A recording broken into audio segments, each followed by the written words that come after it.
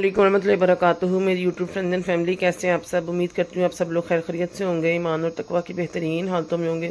अल्लाह ताला से दुआ, अल्लाह ताला हमारे वक्त में सलाहियतों में बरकत पैदा कर दे और इस बाबरकत महीने की रहमतें और फजीलतें समेटने की तौफीक अता फरमाए।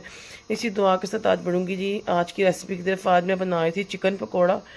मैंने कहा आलू के कटलेट और दूसरे पकोड़े वगैरह तो खा लिए, चले चिकन पकोड़ा बनाते हैं तो इसकी रेसिपी आपके साथ भी शेयर करते हैं। सबसे पहले मैं आपको इसके अज्जा बताऊंगी। इसके लिए मैंने 6 अदद चिकन लेग लिए हैं। आप कोई भी चिकन ले सकते हैं, बस लेग मौजूद थे, मैंने लेग पीस लिए हैं।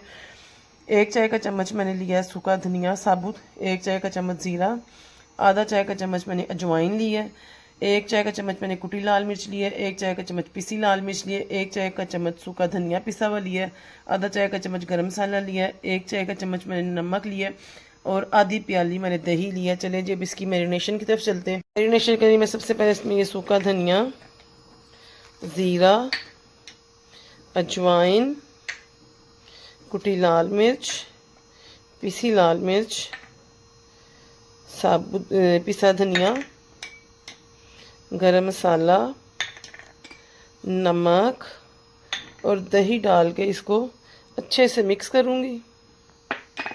मैं इसको अच्छे से मिक्स करूँगी। इतनी देर में आप चैनल को लाइक करें, शेयर करें, सब्सक्राइब करें, बेल आइकन को प्रेस करें ताकि आपको हर आने वाली वीडियो की जो है ना नोटिफिकेशन मिल सके। अच्छा, इसमें पानी नहीं डालना, इसी दही के पानी में जो है ना हम इसका जो है मसाला रेडी करेंगे।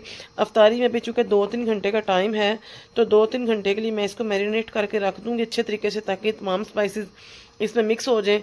अगर आप मज़ीद स्पाइसी करना चाहें तो कर सकते हैं, लेकिन चूँकि रमज़ान है और हम लोगों के मैदे खाली होते हैं जब हमने रोज़ा खोलना होता है तो ज़्यादा स्पाइसेस खाने से गुरेज करें। इतने मेरे हिसाब से तो काफ़ी होंगे, लेकिन अगर आप बढ़ाना चाहें तो बढ़ा सकते हैं। आप लेमन जूस भी ऐड करना चाहें तो कर सकते हैं। हमारी फैमिली में तो तकरीबन सबके गले ख़राब है, इसलिए मैंने लेमन जूस को स्किप कर दिया। इसको जी 2-3 घंटे हो गए, इफ्तारी का टाइम आ गया। मैं इसमें 1 बड़ा चम्मच बेसन और आधा चम्मच जो है ना वो कॉर्नफ्लोर का डाल के अच्छे से इसको मिक्स करूँगी। अच्छे से मिक्स करना ताकि पकोड़े की तरह इसकी कोटिंग हो जाए। अब इसमें पानी बिल्कुल भी मिक्स नहीं करना। और इसमें मैं डालूँगी थोड़े से सफ़ेद तिल। देखें जी, ये सफ़ेद तिल मैं इसके ऊपर फैला दूँगी और अब हम इसके करेंगे फ्राई। देखें जी, ये हमारे फूले फूले से खस्ता से कटलेट्स बन रहे हैं। अगर आपको इनकी रेसिपी चाहिए विदाउट मीठा सोडा, मैंने कोई इसमें मीठा सोडा नहीं डाला, तो आप मुझे कमेंट बॉक्स में बताएं। इंशाल्लाह मैं आपको इसकी रेसिपी भी ज़रूर शेयर करूँगी। मैं इनको एक एक करके कढ़ाई में डालूँगी और इनको बिल्कुल हल्की आंच पे पकाना है क्योंकि अभी ये कच्चे हैं और इन्हें डीप फ्राई करना है। इन्हें शैलो फ्राई नहीं करना है क्योंकि ये डीप फ्राई होंगे तभी ये ऊपर नीचे से सारे जो है ना गलेंगे, अंदर से भी। ये देखें जी, मैंने इनको कढ़ाई में डाल दिया सबको।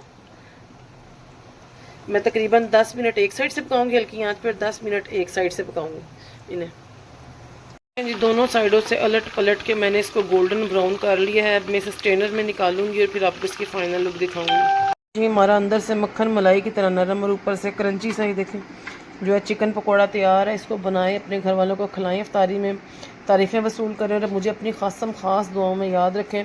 मिलूंगी नेक्स्ट वीडियो में नेक्स्ट रेसिपी के साथ। अस्सलामु अलैकुम रहमतुल्लाहि व बरकातुहू।